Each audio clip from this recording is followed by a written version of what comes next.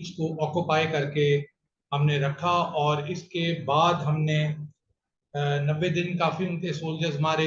एक एस्टिमेट के मुताबिक, क्योंकि इंडिया ने वहां 7.5 लाख फौज अपनी जो थी तैनात की हुई थी, जिसके अंदर 44 पैरामिलिट्रीज थी।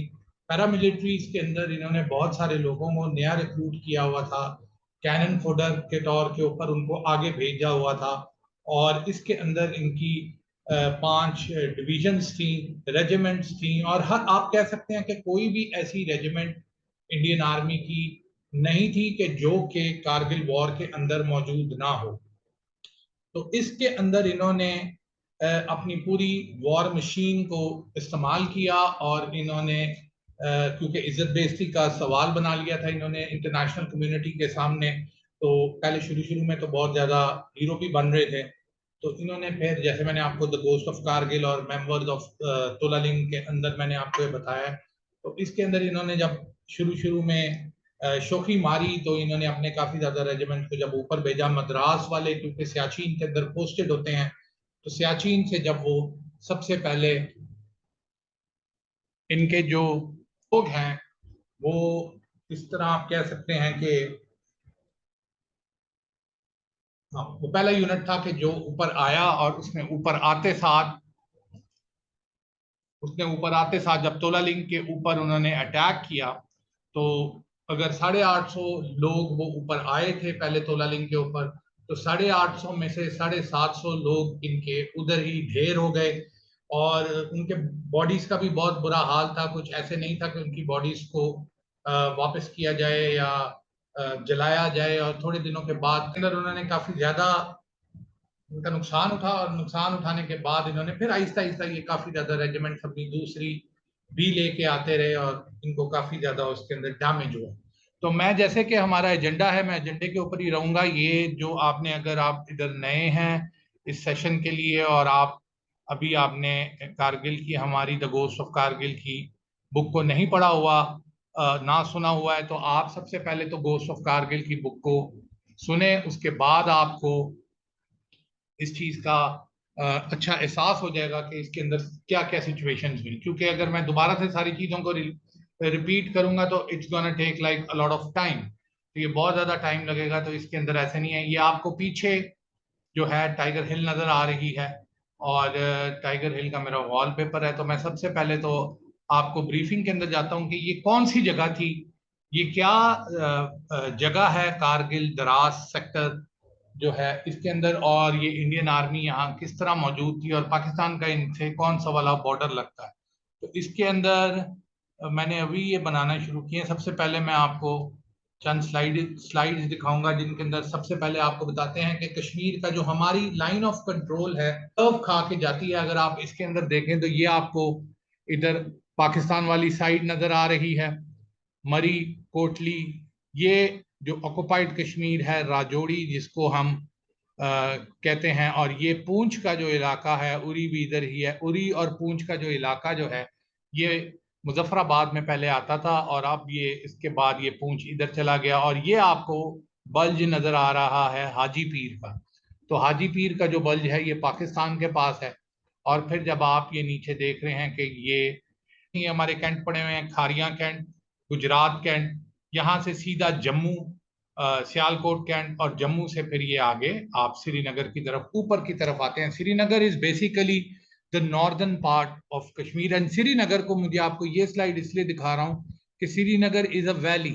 अगर आप ये गोल बल्ज देख रहे हैं, एंड आई होप मेरा माउस भी आपको नजर आ रहा होगा, तो इसके अंदर ये जो सारा एरिया है ये श्रीनगर का, ये एक वैली है। और इसके गिर्द ये आप पहाड़ देख रहे हैं। आप देख सकते हैं कि अमरनाथ यात्रा जो है वो, आप ये कह सकते हैं कि फलगाम और द्रास के दरमियान में पहाड़ों के अंदर ये अमरनाथ यात्रा है।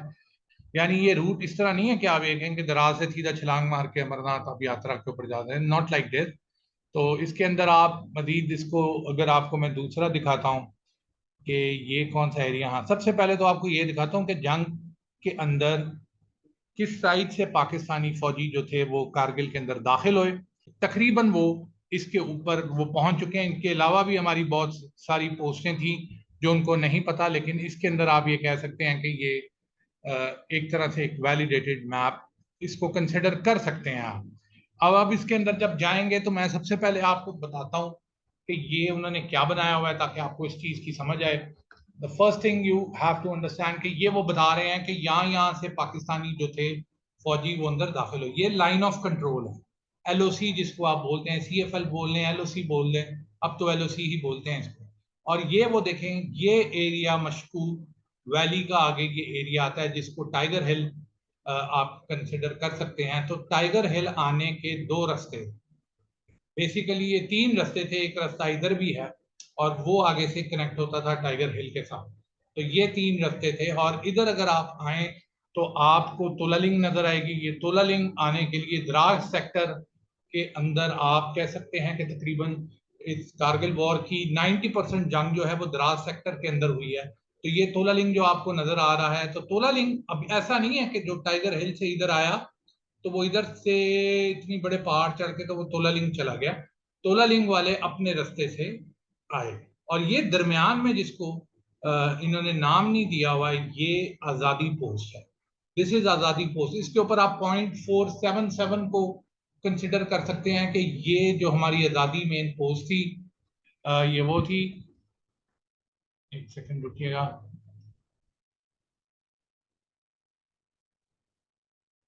तो इस आजादी पोस्ट के अंदर व्हाट यू कैन से कि अब आपको आजादी पोस्ट कह लें कि सबसे ज्यादा जो नियरेस्ट जो आजादी पोस्ट थी वो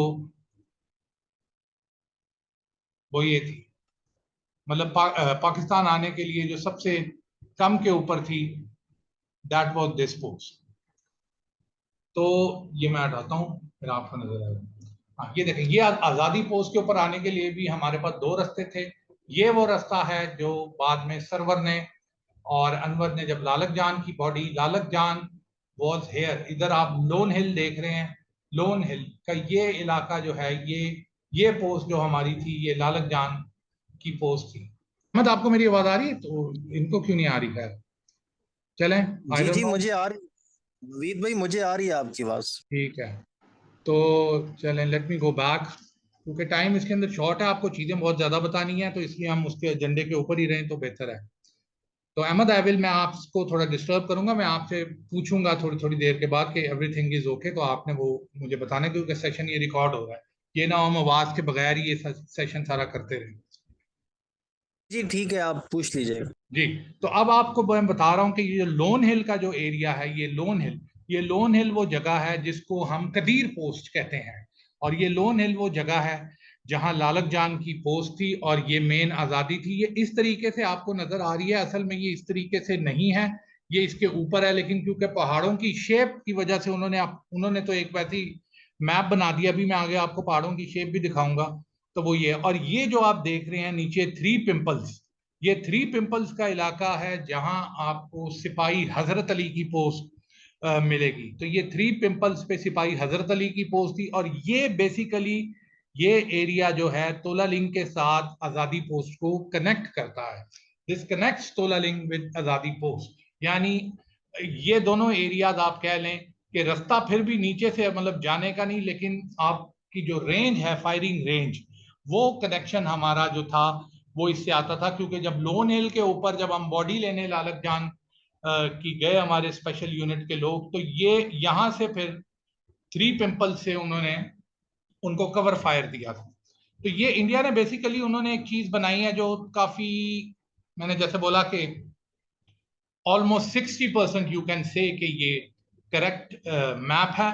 और इसके अंदर इससे बहुत ज्यादा हमारी पोस्टें थी, जैसे मैंने आपको बताया कि हमारी पोस्टें तकरीबन 127 पोस्टें थी, जिनमें से आप कह सकते हैं कि 70 से ज्यादा पोस्टें हमारी इसी एरिया में थी। लेकिन इंडिया को क्योंकि पता नहीं है, तो उन्होंने जो एस्टिमेट अपना लगाया, जहां जहां कभी उन्होंने कोई हमले किए तो उन्होंने उसको उसके अंदर वो शामिल किया।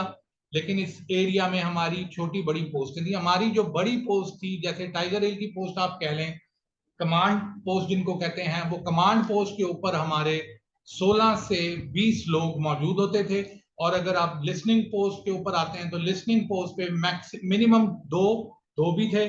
कई पोस्ट के ऊपर सिर्फ गन लगी हुई थी, जिनको ये गन हिल कहते हैं। उसके ऊपर और कुछ नहीं था, एक ही बंदा मौजूद होता था, तो वो गन हिल पे एक, तो मिनिमम आप कह लो कि 2 से लेके 4 बंदे हमारे लिस्निंग पोस्ट के ऊपर मौजूद होते थे, जिनमें एक वायलेंस, ये सारे चारों के चारों लोग लड़ रहे होते थे, लेकिन इनमें हर बंदे का रोल अलग था। एक कमांड कर रहा होता था, लेकिन like let me give you an example of lone hill. तो लोन हिल के ऊपर लालक जान कबीर पोस्ट जिसको हम कहते हैं, लालक जान कमांड कर रहे थे, और जो वायरलेस के ऊपर था वो गुल नबी था। एक और इनके साथ बंदा था मुश्ताक लांस नाइक, वो जो था उसका माइनिंग और ये सारी जो आगे जाके इंडियंस की बॉडीज से जब वेपन्स उठानी होती थी वो काम था। और एक बंदा उनके साथ जो था वो सिपाही हदीस था, जिसका काम भी आगे जाके इंगेज करके 1-to-1 बैटल्स के अंदर लड़ना था। तो ये 4 लोगों ने इस पोस्ट को संभाला हुआ था। और इस पोस्ट की इंपॉर्टेंस ये है, मेरे से कई लोगों ने पूछा कि जी लालक जान पोस्ट अपनी छोड़ी नहीं, तो लालक जान को निशाने हैदर मिल गया, कैप्टन अमार थे और काफी लोग थे। लेकिन देखें कि जो ये पोस्ट है ना, आपको आगे जब इसको मैं आपको एक्सप्लेन करूंगा, मैप्स दिखाता हूं अभी तो आतोला लिंक के, तो फिर आपको पता चलेगा कि ये लोन हिल और 3 पिंपल्स, ये पोस्टें ऐसी पोस्टें हैं जिनके ऊपर कारगिल की सारी जंग इनके ऊपर बेस्ड थी। देखें, टाइगर हिल के ऊपर आना उनके लिए डिफिकल्ट था, मैं पहले भी बता चुका हूँ। टाइगर हिल एक तो ऊंची बहुत है और पीछे है, लेकिन ये जो पोस्टें हैं जिसको 3 पिंपल्स आप कहते हैं और लोन हिल कहते हैं, और ये नॉल, जो ये इंडिया ने नाम दिए हैं इनको, नॉल, 3 पिंपल, जिस तरह की शेप, वेल बैक भी इधर आपको नजर आएगी इस साइड पे, तोला लिंग वाली साइड पे, जिस तरह की उनको शक्ल नजर आती थी तो वो उसी तरह का नाम वो दे देते थे। हमने इनका नाम फर्क रखा हुआ था, तोलालिंग 1, तोलालिंग 2, तोलालिंग 3, तोलालिंग 4, T1। और हम तोलालिंग को ट्रोलिंग कहते थे, जो हमारा को मतलब वैसे ही जल्दी में या कोड आप कह लें कि ट्रोलिंग 1, ट्रोलिंग 2, ट्रोलिंग 3, ट्रोलिंग 4, तो हमारे ये नाम थे। तो इस तरीके से हमने इनको किया और ये सारी पोस्टें हमारे कब्जे में थी। और अब ब्रीफिंग के अंदर मैं आपको ये बताना चाहता हूँ कि इस लाइन से लेके ये जो नॉल है, ये ट्रेन जो है, कम से कम इसको अगर आपने इधर से बंदे ने इधर आना है तो उसको 2 दिन लगते हैं। अगर वो नॉल से पूरा पहले ऊपर चढ़ेगा, फिर उसके बाद वो पीछे जाएगा, क्योंकि ये पहाड़ ही पहाड़ है। अभी आपको थोड़ा सा 3D मैप भी दिखाऊंगा मैं। एक पहाड़ के ऊपर से दूसरे पहाड़ पे आप सुपरमैन की तरह छलांग नहीं मार सकते। आपने वो पहाड़ को दूसरी साइड से नीचे उतरना है, फिर दूसरा पहाड़ पूरा ऊपर चढ़ना है, फिर उसको नीचे उतरना है। और पहाड़ चढ़ना, कोई जो जैसे जो पहाड़ हमारे नॉर्दर्न एरियाज के लोग हैं उनको ये चीज पता होगी कि पहाड़ चढ़ना कोई ऐसी चीज नहीं है कि आपने सीढ़ियां चढ़ ली हैं। तो ये इधर था। अब मैं जाता हूं दूसरे स्लाइड के ऊपर, एक सेकंड रुकिएगा। अच्छा जी, तो ये ब्रीफिंग के अंदर हम अभी हैं, और let me see what is this. अब मैं इधर से आपको दिखाता हूं कि ये लाइन ऑफ कंट्रोल LOC चल रही है, ये पहाड़ों के अंदर चल रही है, ये प्लेन एरिया नहीं है, ये LOC यहाँ से चल रही है, ये मशकू वैली जो, और ये टाइगर हिल है। अगर आप का एरिया आप देख सकते हैं कि ये दराज पे बेंड है, जिससे ये LOC की लेंथ जो है उसके आगे से ये बढ़ जाती है। तो ये दराज का एरिया, और मैं आपको अगर इजीली दिखा दूं कि आपको मतलब ज्यादा डिफिकल्टी ना हो देखने में, तो मैं आपको ये देखें, मैं आपको इतना आसान बना के दिखा दूंगा इधर के तोलालिंग कहाँ है और वो कहाँ है। अब ये देखें, ये मैंने आपको बोला टाइगर हिल है, ये टाइगर हिल, ये राइनो हिल है, और ये टाइगर हिल है। अब ये टाइगर हिल है, ये टाइगर हिल की इधर से हम नीचे उतरे, ये ऊपर चढ़ के हम इधर आए। अब दराज में आते हैं, तो ये देख रहे हैं आप, ये जो माउंटेन है, दिस माउंटेन इज कॉल्ड तोलालिंग। और ये आप ऊपर से सैटेलाइट से इसको आराम से पहचान सकते हैं। रीजन क्या है कि इसको कहते हैं नेकेड माउंटेन। नेकेड माउंटेन क्या कि इसके ऊपर चढ़ने की कोई जगह नहीं है, ना कोई पत्थर है ना कुछ है। ये जो एरिया आप पूरा इसका देख रहे हैं, इधर से आप इसको ऊपर चढ़ ही नहीं सकते, क्योंकि ये सीधा है, 80 डिग्री का इंक्लाइन है। तो इसको इसलिए नेकेड माउंटेन कहा जाता है कि जब इंडिया ने शुरू में कोशिश की हीरो बन के कि हम इधर से चढ़ते हैं, तो इधर से जब वो, तो फिर इधर से जो गन फायर आया तो वो सीधे मरे। जब मद्रास वाले आए, मद्रास वालों ने इधर से चढ़ने की कोशिश की, तो इधर ही उनको, ये जगह थी हमारी लिस्टिंग पोस्ट, यहां से ही हमने उनको भून दिया। तो इधर इसको इसीलिए नेकेड माउंटेन कहा जाता है, और ये आप पहचान सकते हैं। और ये आप देख रहे हैं कि ये आजादी पोस्ट है, ये वाली, और ये रिज ऊपर जा रही है, ये रिज है जिसको इंडिया ने अपनी किताबों में अ रिज टू फार का नाम दिया हुआ है, वो ये रिज है। और इसी रिज के ऊपर लोन हिल, जो लालक जान की हिल थी, वो इसी रिच के ऊपर मौजूद थी। तो I hope everything is going fine. आपको इस चीज की समझ आ गई है। मैं अगली स्लाइड के ऊपर चलता हूं। अब ये बात आपको बतानी थी कि ये देखें यहाँ जैसे जो इनकर्शन मुश्की का मतलब है, मशकू वैली, ये टाइगर हिल आपको नजर आ रही है। ये दरास का टाउन है इधर, जहां से वो जो मेजर इनका गौरव है क्या है, वो इधर से खड़े होके आपको इशारे कर रहा था कि वो देखें जी तोला लिंग है, वो देखें फलां है।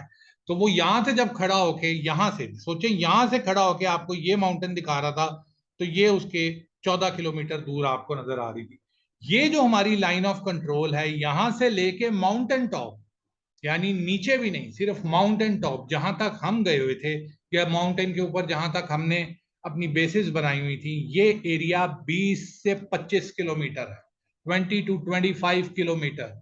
ट्रेन माउंटेनियस ट्रेन, वो जो मैं आपको गोस्ट ऑफ कारगिल में हमेशा बोलता हूँ कि we were 20 kilometre inside enemy terrain, तो वो ये आपको ये जगह है कि हम यहाँ बैठ के एलओसी के ऊपर बैठ के जंग नहीं कर रहे थे, हम 20 किलोमीटर अंदर जाके जंग कर रहे थे। और ये पूरे का पूरा एरिया हमने विकेट करवा लिया हुआ था। यहाँ पहले इनके हेलीपैड, 3-4 इंस्टॉलेशन, इस तरह की चीजें थी, लेकिन इस पूरे एरिया को जब हमने अंदर आए, हमारे फौजियों को इन्होंने देखा, तो ये लोग भाग के हर जगह से ये दराज में आ गए। और इनकी जो पोस्टें थी वो इधर थी, यानी दराज की जो रोड है NH1, उसके भी पीछे रोड की बैक साइड के ऊपर ये थे। तो अब हम अगर तोला लिंक के ऊपर बैठ के हम इनके ऊपर अटैक, अगर हम तोला लिंक के ऊपर बैठ के करते हैं, तो वो 3.5 किलोमीटर की रेंज